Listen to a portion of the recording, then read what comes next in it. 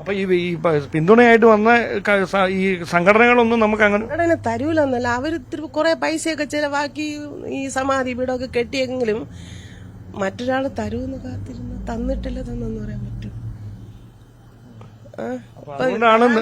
നമ്മള് വാഗ്ദാനൊന്നും പറഞ്ഞല്ലല്ലോ അവര് നിക്കണേ. അവരും മനുഷ്യനല്ലേ, അവർക്കും ചെലവും കാര്യങ്ങളൊക്കെ ഉണ്ടല്ലോ. ഇന്നാര് തരട്ട് ഭഗവാൻ തരുമെന്നുള്ള ഒരു ഉറപ്പാണ് നമ്മള്. ഇപ്പൊ 2 പശുവിനെ കൊടുത്തു, ഒന്ന് കൊടുത്തു, ഇനി ഒരു പശു കൂടെ ഉണ്ട്, അതും കറക്കണതാണ്. അപ്പൊ ഈ ആദ്യത്തെ പശുവിനെ വിറ്റതിന്റെ പൈസ മുഴുവൻ ഈ ശിവലിംഗം വാങ്ങാനായിട്ട് മൈലാടിയിൽ കൊടുത്തു. പൊന്നമ്മച്ചി സങ്കടപ്പെടാതെ, എല്ലാം ശരിയാവും. നിങ്ങളിപ്പോൾ തുടങ്ങിയിരിക്കുന്നത് ബിസിനസ്സാണ്.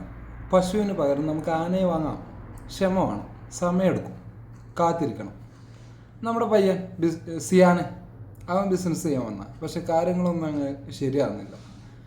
ഇപ്പോഴത്തെ നിങ്ങളുടെ ഒരു അവസ്ഥ. അവൻ എന്നോടൊരു വണ്ടി ചോദിച്ചു, ടാക്സി ഓടാൻ. ഞാൻ നമ്മളൊരു വണ്ടി കൊടുത്ത്. അതാണ് ചെയ്യേണ്ടത്. ബിസിനസ് റണ്ണാവോളം ഒരു സൈഡ് ജോലിക്ക് മക്കളോട് പോകാൻ പറ. ഞങ്ങൾ പ്രാർത്ഥിക്കാം.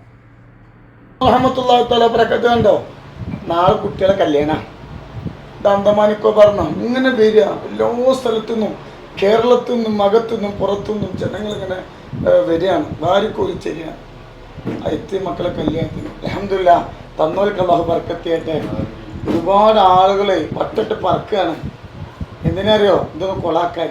റബ്ബ് കൂടെ ഉണ്ടാവും. എന്തിനാ നമ്മളെ പേടിച്ചത്? കണ്ട, ഇങ്ങനൊരു കാലം വരും. അല്ലെങ്കിൽ നിങ്ങൾ ഇയാളെ പോയി ഒന്ന് കണ്ട് കുറച്ച് അടവുകളൊക്കെ ഒന്ന് പഠിക്കും. ഇയാളുടെ ശ്രോതാക്കൾക്ക് ഇപ്പോഴും മനസ്സിലായിട്ടില്ല ഇയാൾ കള്ളനാണ്. ആ കഴിവാണ് നിങ്ങളുടെ മക്കൾ സ്വായത്തമാക്കേണ്ടത്. ശുഭദിനം.